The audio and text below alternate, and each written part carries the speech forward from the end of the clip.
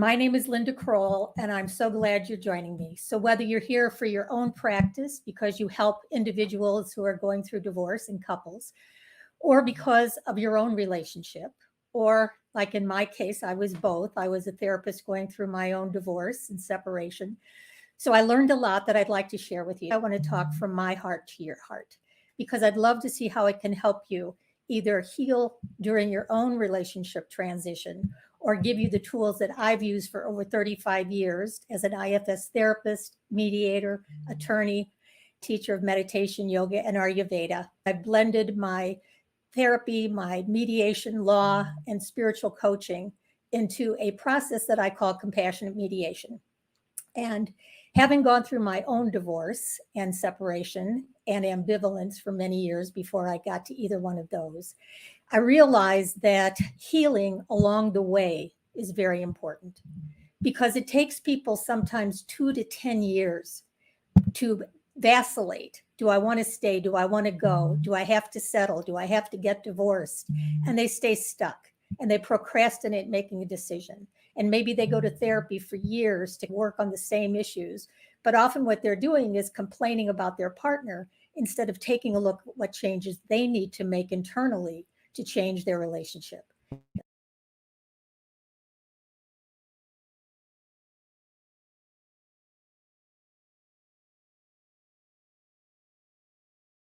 I married my college sweetheart. We were married for 20 years. And when we were looking at the possibility of ending our relationship, I stayed stuck. I vacillated. I went to therapy, but nothing was really moving the needle. And then I wished I had someone I could turn to that could give me the support, the guidance, the information I needed. Imagine that you could make calm and confident decisions for your future and be informed and empowered every step of the way. When I was going through my separation and divorce, I felt very alone, very afraid, very confused. I think my friends and family got tired of giving me an ear when I wished I could be moving forward. But I didn't do that. So instead, what I did was stay stuck. But just because your marriage might be ending and that dream might be ending, the marriage may have an expiration date, but you can still make a dream for your future. And the beginning for new beginnings, the best time for new beginnings is now. So let's make some new beginnings for yourself. When you think about if you could wave a magic wand, what would you like to see happen? Do you want a better relationship? Do you want to stay? Do you want to go? And if you're a therapist or coach watching, I'm sure you have many clients that come to you that are in the same position. And you may listen to them for years. And basically what they're doing is rehashing their stories. And until they're willing to look at the situation from their higher self, they're not going to make any changes. They're going to be stuck in victimhood. You're going to be stuck in victimhood if you're in your own relationship challenges. I don't want that for you. I want you to feel empowered. You may create a new and better relationship with your partner by using some of the tools I'm going to give you. But if it means that you truly are going to separate or divorce, I'm going to give you a roadmap for doing it with compassion, with kindness, with courage, and with confidence. So let's continue to imagine, what if you could make empowered decisions? Some people aren't married, but they still want to decide, are they going to stay in the relationship or are they going to leave it? So the way you make empowered decisions is you first learn how to come from your best self, create a compassionate relationship so you can discuss all the options. Then you need to learn what your options are, because if you don't know, you think it's stay stuck or get divorced. There's a rainbow of options in between. Then you have to understand your rights and finances. And a lot of people are confused by that and they're afraid to make a move. But when you give your clients the information they need, or you as a client, as a person in a conflictual relationship, learn what your options are, understand your rights and finances, then you realize you can begin to make the changes you need. Because I've realized that many people stay when they could leave, and others stay when they should leave. In other words, you can stay when you should leave, or leave when you should stay. And I want to help you make that decision, because in making that decision, you then begin to make changes in your life. I do believe families need not be broken, but can be peacefully and respectfully restructured. So let's think about that. The typical adversarial divorce, where you get a lawyer, where you fight in court, where a judge decides, that destroys families. It destroys finances. It destroys relationships. It destroys the parental union. And I often say that the biggest gift we can give our children is to minimize conflict and protect them from the shrapnel of our animosity. So we don't have to destroy families. This doesn't have to be your parents' divorce or your grandparents' divorce. You can part with compassion. You can create two new homes where both places your children feel safe and loved. And you can become friends even as you end your marital relationship. So again, when I tell you my story, I was married to my college sweetheart. 20 years into the union, it looked like we were going to get divorced, and I was already a lawyer. I became a mediator so that I could helpfully mediate my divorce, which is not a good idea. A codependent mediating her own divorce doesn't know how to set boundaries or ask for what she wants and needs. We finally went to mediation. That didn't work. Then we ended up in court. And I told myself, as I sat across from my beloved soon-to-be ex-husband in court, I told myself there had to be a better way. There had to be a better way to end a marriage where two people once promised to love each other forever, and now we're looking at ending the union. And in my 35 years of practice, I merged my training as an IFS therapist, as a mediator, as a lawyer, and as a spiritual coach. I put them all together and I wrote the book, Compassionate Mediation: How to Add Passion to Your Marriage or Compassion to Your Divorce. If you want a free chapter of the book, go to lindakrollbook.com and you can get a free chapter there. Dick Schwartz, who's the head of Internal Family Systems, has said about my book that it's relationship healing at its best. I also wrote the book, Compassionate Divorce: Changing the Face of Divorce One Heart at a Time, because I feel that's what we need to do. We need to look into our own hearts first. Take a breath with me here. And if you're on the verge or contemplating or going through a separation or divorce, or even past a divorce, your heart is hurting. I know what it felt like. I remember when I was going through my own divorce, I was separated for a very long time. We were separated almost a decade. We were living separate lives, but I remember the heartache that I felt. And sometimes I walked in the world wishing that I had a D in the middle of my forehead, so people would know that I was going through a divorce and would treat me more kindly. So any way along the path, contemplating a divorce, a separation, going through it, past it, you're left with wounds. And those wounds go deep. And depending how much acrimony there was, depending how much codependency there was, depending on how much emotional abuse there might have been, those wounds last a long time. And I want to be here to help you heal. And I want to help you, if you're professional, to help your clients heal. Should I stay? Should I go? Do I love them? Can I help change the situation? It helps you bring your best self, because in reality, we're not always in our best self in the relationship we're in. In other words, we've gotten into some bad habits. The bad habits might be withholding, judgmental, blaming, shut down. You may have a filter through which you're judging your partner. He always does this. He never does that. You may have built walls around your heart so that you don't get hurt anymore. So your partner looks at you and he sees the walls and thinks there's nobody home, and then he stops trying. So showing up as your best self and understanding what self is part of what I'm going to talk about. To also help you create a compassionate relationship. And that's important because in a compassionate relationship, you can talk about everything. Even talking about an ending can be compassionate. But when you are coming from your best self, you explore your options. You can create a compassionate relationship, share your understanding of your finances and your rights and responsibilities, and then truly create a new relationship with your partner, whether you choose to create a new and better marriage or you choose to separate or divorce. Wayne Dyer has said, he's one of my favorites, he says, when we change the way we look at something, what we look at changes. And what that means is, if you're looking at your situation, if you're looking at your relationship from the filter of victimhood, judgment, powerlessness, hopelessness, blame, anger, resentment, guilt, shame, any of those parts of you. If you're looking at your relationship like that, you're going to feel like a victim. You're going to feel stuck. You're going to feel powerless. You're going to feel overwhelmed with all the decisions you might have to make. Take a deep breath with me here. It doesn't have to be that way. Because when you look at the situation from your higher self, and I'm going to explain that right now, you're going to see it from a different vantage point. So as an IFS therapist, we talk about self as being that spiritual center where we're calm, clear, compassionate, but we're not always in self.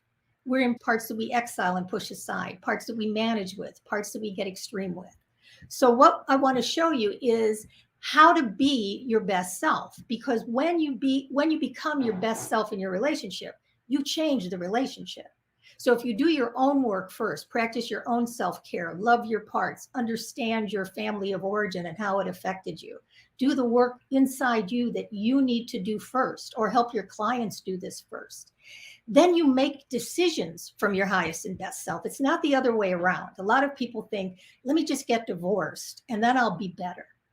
Be better first. Become your best self first, and then decide.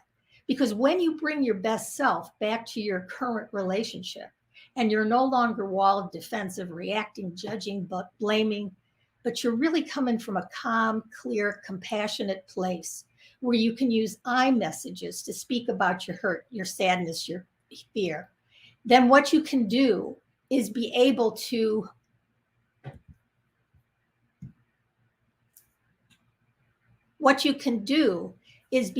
create a new relationship based on being your best self.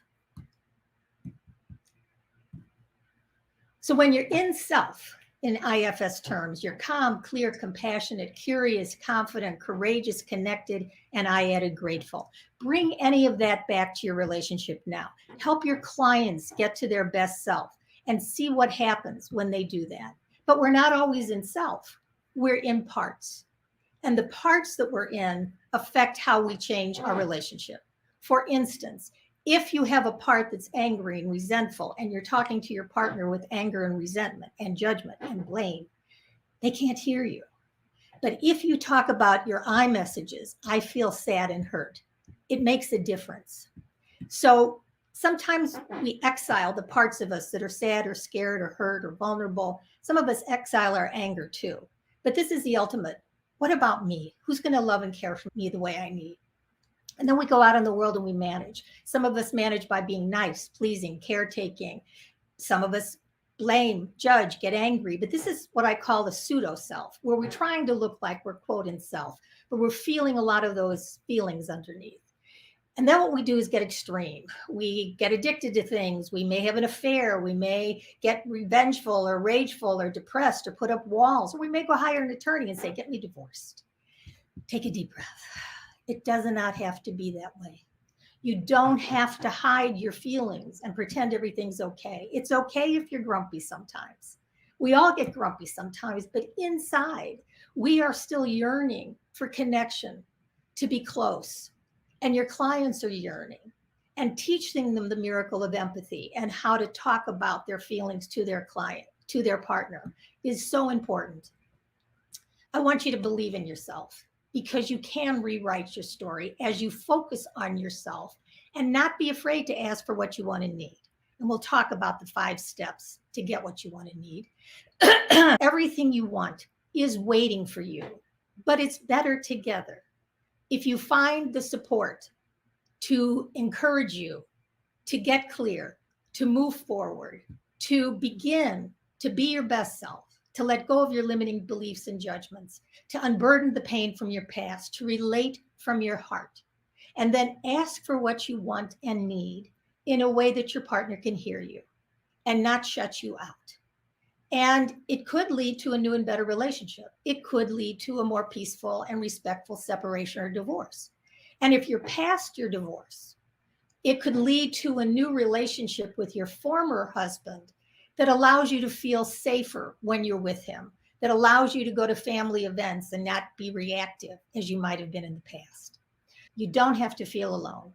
Whether you're deciding whether to stay or go, whether you're navigating issues around parenting during a separation, whether you're in the middle of a contentious divorce where your lawyers have taken over and you feel out of control, or even past a divorce where you feel uncomfortable being in the same space with your ex.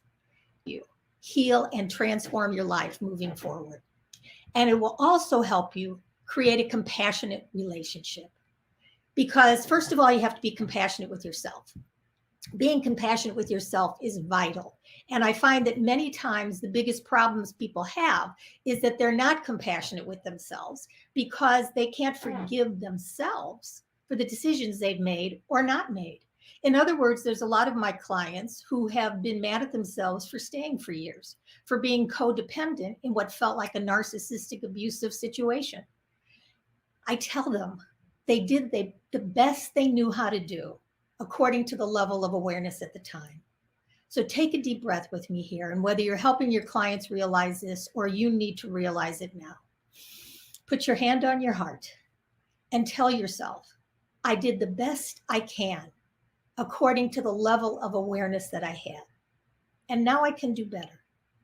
And I totally and completely forgive myself for any decisions I made or didn't make. So take a deep breath. And if you have any parts that are debating that, I'd love to help you because you can heal that. You do deserve to be happy. And you did the best you could based on your family of origin. I came from a family where my father was manic depressive. He yelled all the time. So I grew up afraid of anger. I grew up afraid of his anger. I was afraid of my husband's anger. I was afraid of my anger. So when it came time to set boundaries or say no or ask for what I wanted and needed, I couldn't do it. But I realize now I was conditioned to be codependent, to want to take care of other people's feelings, to put other people's needs in front of my own, to have trouble with boundaries, to avoid conflict, to not say no, to have an external locus of control where I was judging myself by what other people thought of me instead of what I knew internally to be true for me. If any of that fits for you, forgive yourself. You've done the best you know how to do, and now you can do better. And what you're going to do to create a compassionate relationship is once you forgive yourself, you're going to find it easier to forgive your partner, because the miracle of empathy that we'll talk about in just a minute is where you use I messages. You don't use you messages. You don't say you were bad or you are selfish or you neglected me. You say, when you yell, I feel hurt. It's an I message for them to hear, understand, and empathize with. And as you practice the miracle of empathy, be kind to the inner child inside of each of you, because we all have an inner child. We all yearn for affection, attention, appreciation, and acceptance. We all yearn to be seen with love and be valued. And if we stop seeing that, we sometimes don't see it in ourselves. Focus on your own needs. Focus on your own self-care. Focus on what you can do to change your life, no matter what your partner does. And most of all, to take the time you need to make these decisions. So when you take the time, you realize that you're not on the ledge. I have so many people come to see me and they've been frustrated for so long that they feel, I just need to make a decision. I just need to decide. I just need to separate. I just need to get a divorce and then I'll be okay. Again, deep breath. That's not how you do it. You take care of yourself first. You heal your heart. You practice self-care. You become more calm, confident, courageous, compassionate with yourself so that you can be compassionate with your partner. You can still choose to leave your partner. But in compassionate mediation, we talk about adding passion to your marriage or compassion to your divorce, meaning you recognize that not only have you done the best you knew how to do, but so has your partner. And if you're not compatible, if you have to move on, find a way to do it compassionately, not just for each of your sakes, but especially for your children's sakes. You don't want your children to marinate in the energy between the two of you, even if you're not yelling. A sigh, an eye roll, a shrug, a grumpy tone. They hear it, they feel it, they take sides, they're torn.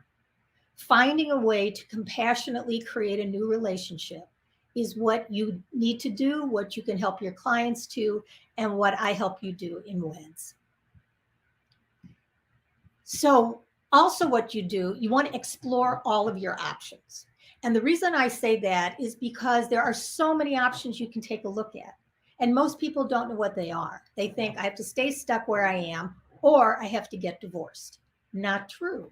Some of the options are you can go to counseling, you can go to marriage counseling, you can have more date nights, you can get some sex therapy, you can create a postnuptial agreement where you agree on certain things as in a prenuptial agreement that makes you feel more financially secure. You can go to financial planner and see what your roles and responsibilities are and how to change those. You can decide to separate without any legal options. You can create a legal separation, and you can get divorced. And every step along the way has so many decisions that you need to make. I want to help you make them from an empowered perspective, where you feel fully informed, enlightened, supported, guided, so that when you decide what you want to do about the house, where you're going to live, what you're going to do about money, all of that, and even how you relate to each other in a co-parenting situation, you can do it with compassion. You can do it from your higher self. So all of the options are available to you. And even if you get divorced, there's more options. If you get divorced, you have to dialogue with your partner. Now, you could turn it over to your attorneys. I don't suggest that. I always suggest mediation. I'm going to give you that information. It's in my compassionate mediation program. You have access to all the videos and audios and transcripts that I've created that gives you the benefit of talking to a therapist, mediator, attorney, spiritual coach, all in your back pocket. So as you're exploring your options, you also need to look at your rights and finances. Most people don't know what they are. Many times you're in a relationship where the assets, the income is taken over by one party and the other party doesn't have much say. But you can learn how to be empowered in that discussion. You can find out where your assets are, what's in your retirement fund, what's in your pension fund, what are individual debts and assets, what's premarital, what's non-marital, what happened if you got divorced, how would you divide it? What would happen regarding alimony or maintenance? What are the child support guidelines in your area? You have to be informed so that you can make informed decisions for your future, but you have to do it by talking with your partner. Yes, you can go to court. And I sadly have known people who have spent up to $250,000 literally in court. Once they can't talk to each other, they fight about parenting, scheduling, money. And if they're fighting about parenting, they can get the court involved with a guardian ad litem, with psychological reports. It just gets endless. You don't have to do that. You can get the support. You can learn if you're a therapist or coach or professional who works with individuals in conflict or couples in conflict. I'm going to tell you more about compassionate mediation and how you can learn more about that. But truly, you need to understand your rights and finances, and you need to help your clients do the same. It's more than income, assets, and debts. It's all about what the future would look like. And I often say that talking about an ending gives people courage to talk about a new beginning. Because many times in marriage counseling, and many of my clients have gone to marriage counseling for a long time, but unfortunately what happens is when you go to marriage counseling in the past, you didn't talk about divorce. You didn't talk about the parts of you that wanted to leave. So you weren't fully present because you had one foot out the door, but nobody was talking about it. But in compassionate mediation, we talk about compassionate communication, how to communicate from your highest and best self, let go of your limiting beliefs and judgments, unburden pain from the past, and relate from your heart. And once you learn compassionate communication, you then learn the miracle of empathy, where you can listen to the other person, where you can understand them, where you can truly empathize with their hurt, their sadness, their pain, and their fear. And then you can negotiate behavior changes. And you may not be compatible anymore, but even if you're not, you can still be grateful for everything that you've shared up until this point. So there's so much to learn. And as you learn that, you will find that you can create the relationship you desire and deserve. And I'm going to give you a couple hints right now on how to do that. So if you have a pen and paper, I'm just going to give you a few acronyms that would be very helpful. And here they are. I'm going to give you the 5 steps to receive what you want and need, and the spiritual graft to heal your ego's wounds. So let's start with the 5 steps. Let's start with the 5 steps to get what you want and need. Here they are. Just write these words down, please. Remember, deserve, ask, receive, be grateful. Remember, deserve, ask, receive, be grateful.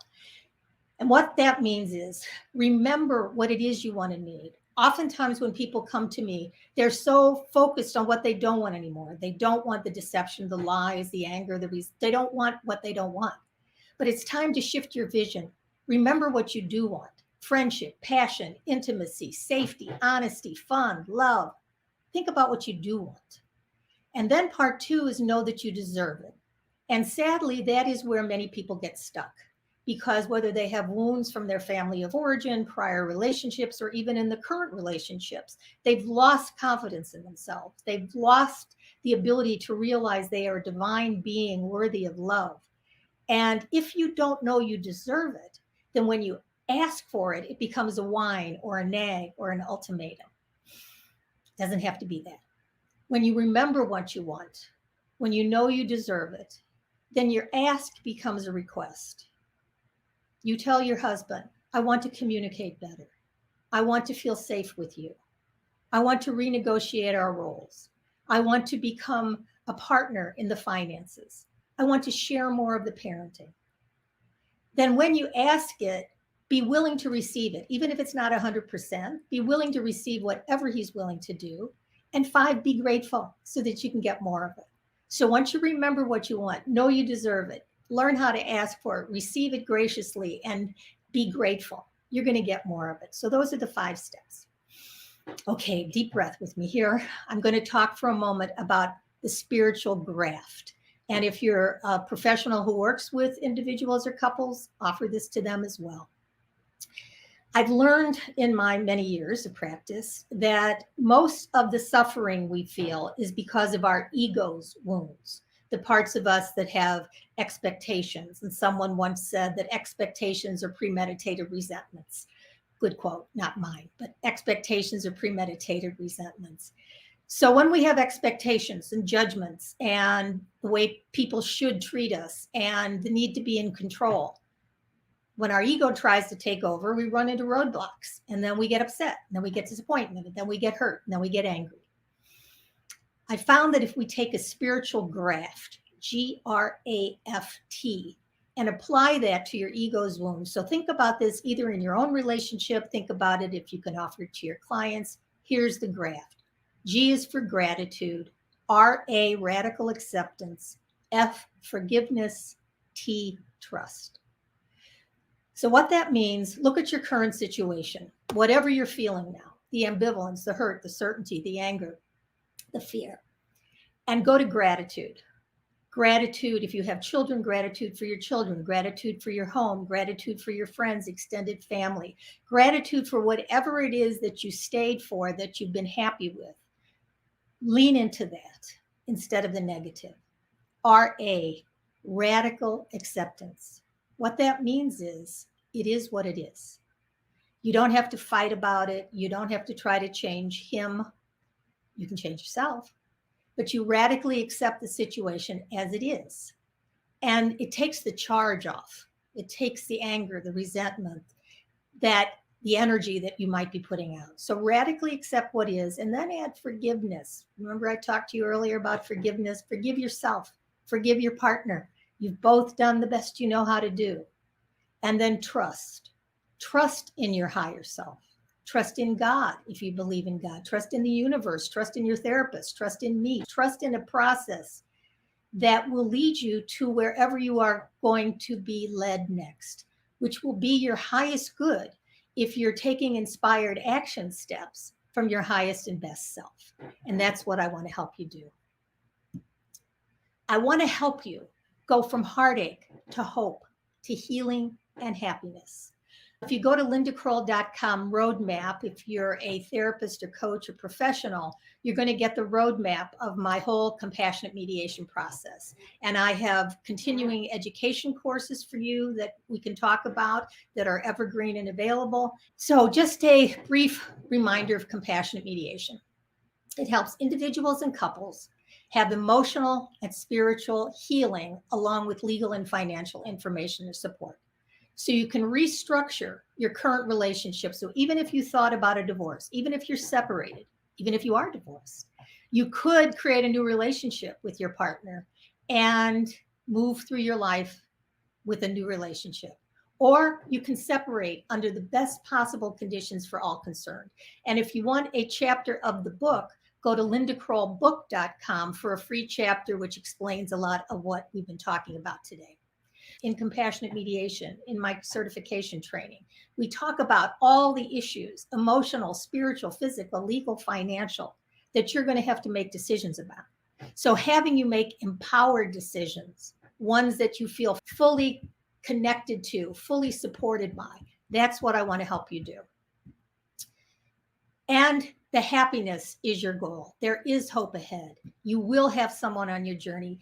The compassionate mediation program is your bridge from where you are now to where you want to go. And I want to be by your side as you do that. I've had a lot of testimonials. I've just put this one up that I came to Linda seeking mediated divorce documents and came out with nothing but peace and hope. I want you to be able to say that about your relationship. And if you're a professional, I want you to be able to help your clients say that about you, because I want to give you the tools that I've developed that blend IFS therapy, higher consciousness, mediation law, and put it into compassionate mediation. There is a compassionate mediation certification. I'm going to be starting a new cohort soon. If you're interested, get the roadmap at lindakroll.com/roadmap, lindakroll.com roadmap. That will give you an opportunity to set up a 15-minute call with me, and we can talk about it and see if it's something you'd like to do. If you join me in either the training or the certification, I'm going to give you all the tools that I've used. Again, get the roadmap, help your clients, help yourself. And a final reminder, if you feel you might be sinking, don't just float, flower. Let me help you. Let me offer you my hand, my heart, my education, and remind you it's not what you're doing, it's who you are being. I want to help you be your best self. I want to help you show up as that calm, clear, compassionate, loving person that you are. I want to help you bring that to your relationship, whether you're considering a separation or divorce, in the middle of it or past it. You can bring your best self. And I put the XO as XOs because that's how I sign off on everything, what I've learned to do, what I learned not to do. I want to give you the benefit of my 35 years of experience as an internal family systems therapist, mediator, attorney, all that I learned about spiritual growth and higher consciousness. Again, from my heart to yours, we can change the face of divorce one heart at a time, starting with your heart, starting with the hearts of your clients. And I'm here to help. Thanks so much for being here. I look forward to staying connected, and we'll talk again soon. Bye for now.